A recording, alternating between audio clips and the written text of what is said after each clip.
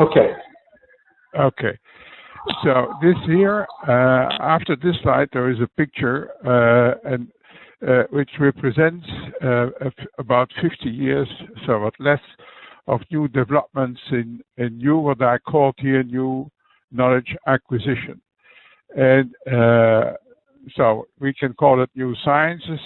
However, many of them has roots before that period. Nevertheless, so the main point we are interested, or we have been aware of, is the first systems theory, which is very, for us, or many of us, quite representative by the book of the first report to the Club of Rome, The Limits to Growth, which was published in 1972. Cybernetics has been coming up after the Second World War in the 50s, I would guess. And the topics which interest us are, so in reversed order, autopoiesis, which would be the third workshop, complexity and networks. I grouped them here together, then they are very close to each other. And then the artificial intelligence. Here, this picture, which is quite complicated, but it's readily available for all of us, then it comes from Wikipedia. And the right corner, map of complexity science, the drawing is done by Brian Castellano, who is working in the field. So what I said in the beginning, to the left top, system dynamics theory, is the first I mentioned with the Club of Rome report, and the names, which are not so easy to read, but you may recognize them by J. Forrester, as who was in charge of that project at the time. And ecological system theory, where we have also very well-known names, as Odum, James Lovelock, Fritjof Capra, etc.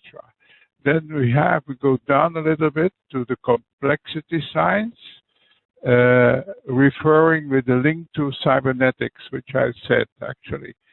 And in the complexity science, which is mentioned here, and refers to further, I see that some of the drawings are not there, but that doesn't matter. So we have the complexity theory and epistemology, which we are not dealing with, but the new science of networks and the global network society. So they are in the middle to the right in yellow. And this is the topic which gave the inspiration of these seminars. And so at the edge of 1970 and 80, there is autopoiesis and adaptation, which is, I think, and self-organization together were very interesting to discuss, and in particular, some philosophical questions to be discussed. Very well-known names are Stuart Kaufman, he was founder of the Santa Fe Institute, below Francisco Varela and Humberto Maturana, both from Chile, in cognitive sciences, have been contributed to autopoiesis. Then further to the right, the names of well-known authors are Duncan Watts and Albert Laszlo Barabasi, which I'm referring to, yes, thank you, in this presentation. A little bit above is Manuel Castells from Barcelona, I think, and he wrote and contributed quite a lot to the understanding of the networking and the information technology. So more below to the orange agent-based modeling, there is this whole series of modeling and computing modeling systems, artificial life, genetic algorithm, etc. So of which I don't know almost anything apart from the names.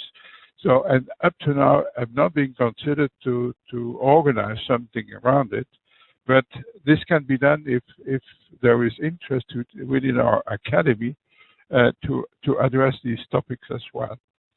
The next slide is another picture also from Wikipedia.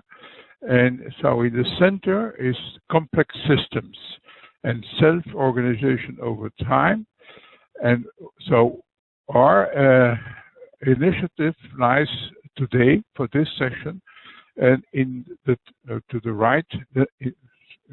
right, yes, networks, scale-free networks on the top, small world networks, graph theory, and then below robustness and vulnerability, which are topics I will address and are very important in new knowledge discovery, I would say. The others is then opposite to that is systems theory. Yes, thank you. There we find system dynamics, autopoiesis. I was mentioning. If someone is interested in entropy, just above it, I would be very interested to collaborate, but I cannot take the lead of it. It's too difficult for me. And information technology, information theory, so this belongs to that group, is a little bit below there. So the other points I would not explicitly going into, so it's just positioning where the networks is has to be seen within in a range of domains, of knowledge domains, which has come up. So good. This to position where we stand with our initiative. And then the next slide. New knowledge acquired by diverse systems. So just to indicate system dynamics I mentioned, complexity in society and technology. Yes, the networks of metabolism, there will be a couple of slides about that. Autopoiesis and self-organization I mentioned. And then common and new to all is knowledge based on quantifiable information. I must add to this point that the network approach, we all know what networks are.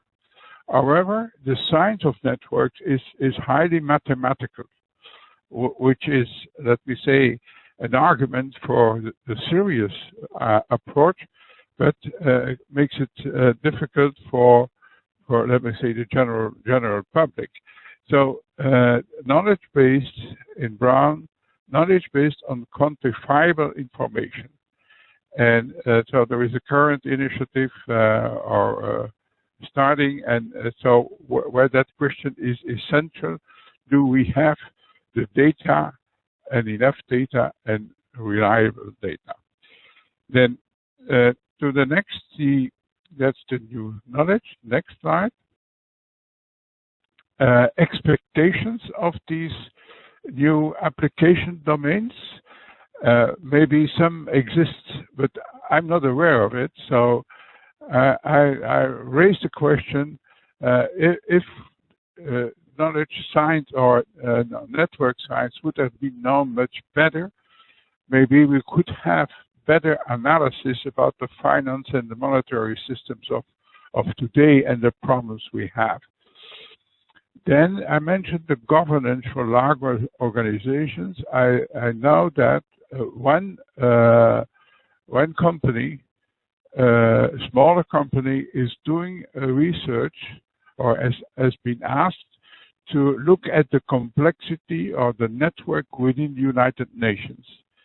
And so there is for many years on the agenda to reorganize the UN. But probably the situation is certainly politically very difficult, but there is, up to now, at least as far as I know, not enough scientific material to build upon. The next one, expectations on planetary resilience and sustainability issues. we all are aware of sustainability problems, etc., etc.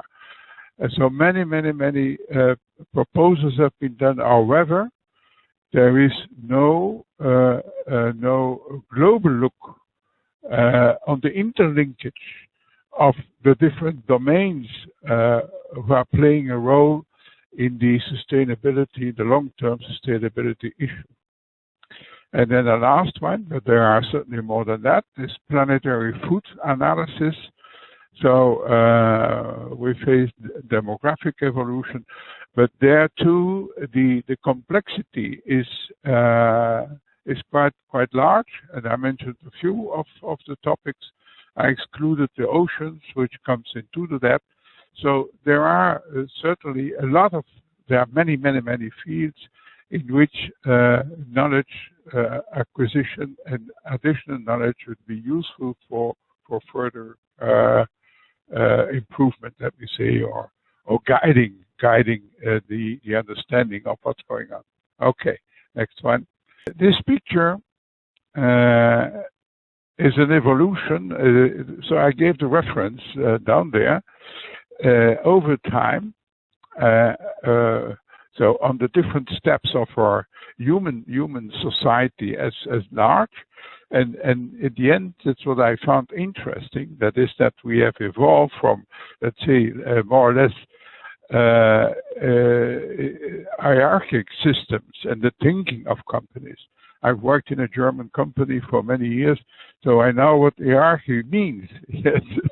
So this is evolving, and societies and companies, enterprises, must evolve to other type of organization structures, and in which the network civilization, as mentioned there, is emerging slowly, but probably as a very real next step in the evolution of our society. So also in that field, we can position the social networks in which many people are interested, I guess. Yes. So I mentioned here shortly, that comes from a book which I mentioned at the end in a small literature overview, in four groups of networks, namely, so the technological ones, we all know, the internet, telephone, etc. Social networks, very interested, very strong focused, also due to information technology. Networks of information, which is different, so that's the WWW, citations of networks, etc., etc. And then a very big and very promising field is in biological networks, and I give some examples of metabolism, and it is surprising what the outcomes and the contribution is of network sciences. Neural networks and the brain research, very interesting. Ecological networks, food webs, etc. Network models. So here there are three, there are certainly more. Random networks with a certain type of distribution. Here the bell shape mentioned, and started with the very well-known mathematicians in the end of the 50s. The Pareto's law, which everybody knows, but is better known by the 80-20 or the 20-80 rule. At 20% of the population have 80% of the resources, let me put it that way. And then recently, under the name of scale-free networks, under the name of power law. And there will be several examples. This is important, very important, in the sense that, generally speaking, in physics, we need coordinates to position a phenomenon. Here, the power law is, or the scale-free networks have no coordinates. They are assemblies of links between nodes or hubs. And so one of the major contributors is Albert Laszlo Barabasi from Hungary originally, but now has funded an institute in the Northwestern University in Boston. And so we will see some of his works.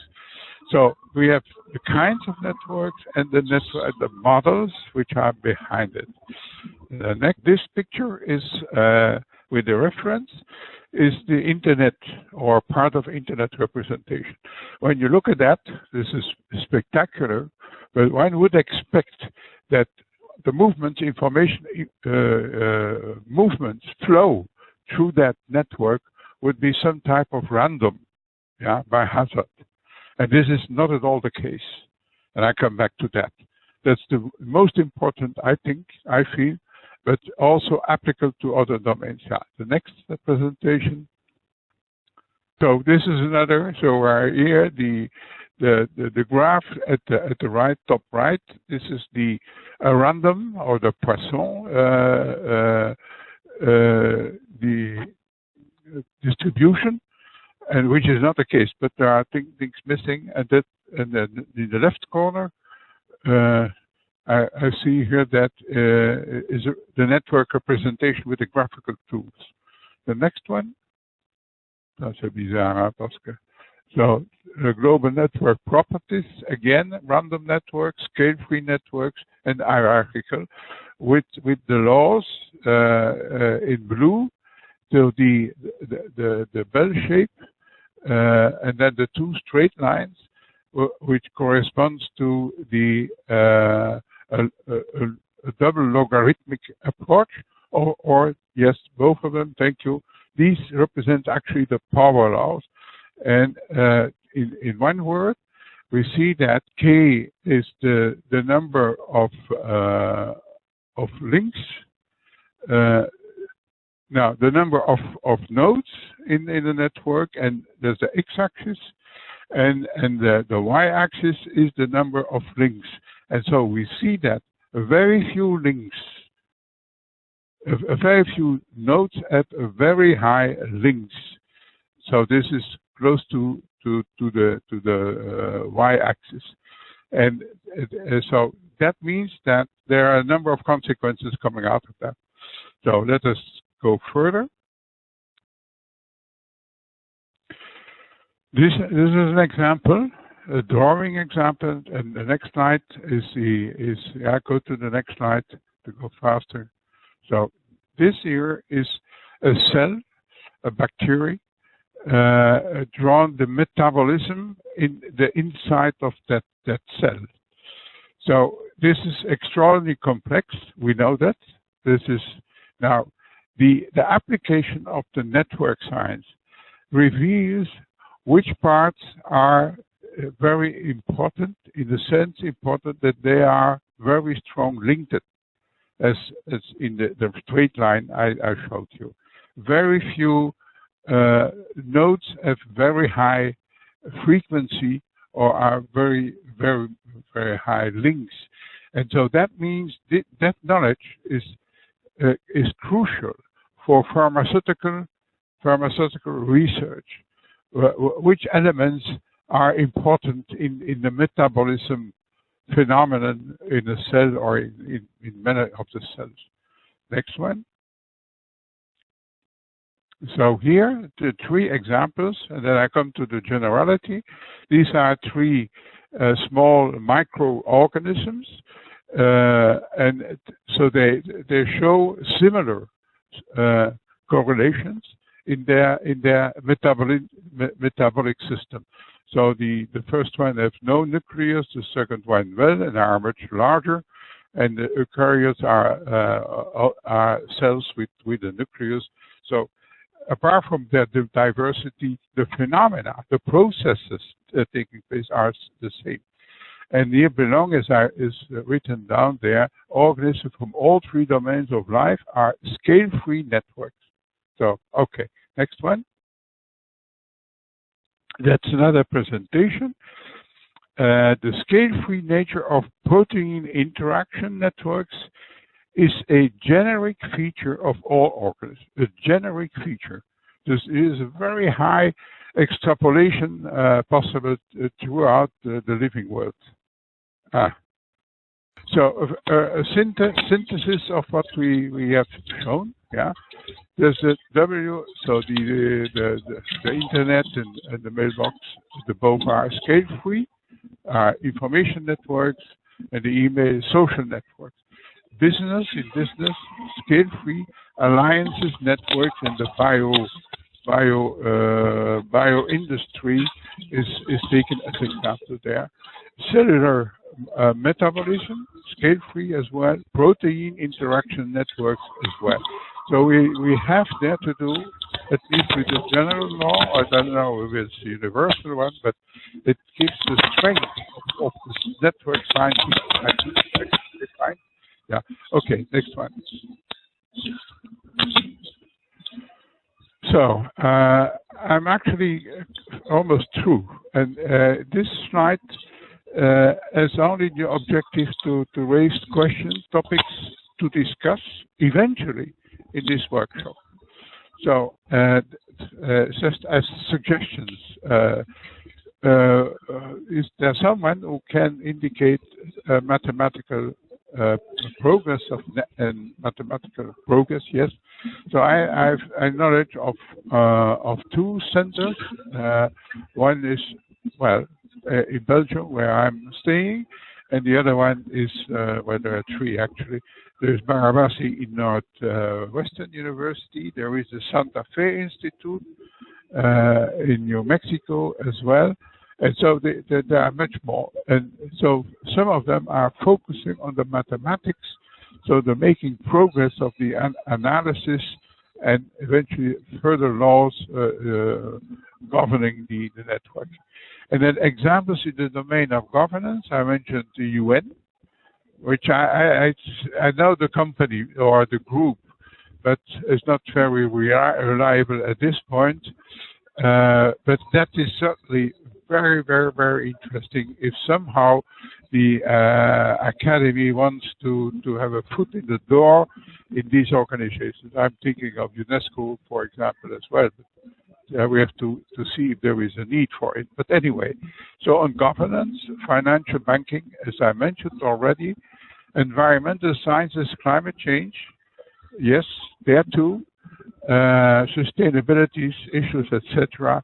And then is there experience with certain software packages used today or are in the process of being proposed and open for use? So these are topics that maybe we can address later on and see if there are some interest in the frame of our academy. And then the last slide. Yes, this slide is, we come back to that at the very end of the session. Some way of conclusion, the phenomena of networks is almost omnipresent in all affairs of human society. So there, and then something is missing. I see there. But I take my printout so that I can complete it directly. Do we look upon a bright future with a question mark? That was the end of the sentence. And then should WAAS take into consideration, etc.? We come back to that as well at the end of our session.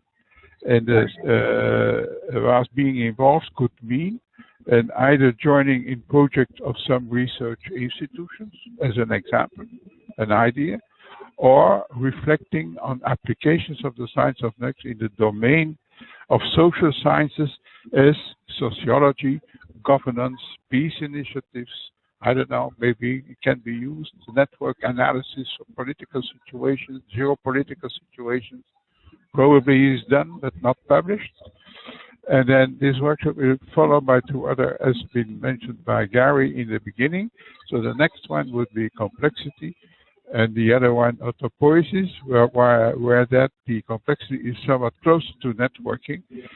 But having said that, so we can also decide, as suggested by Gary, that we have further sessions on networking if that comes up today. So, and then the last sentence also we see for that. Okay, I hope I'm not being too long. No, it's about correct. Okay, thank you.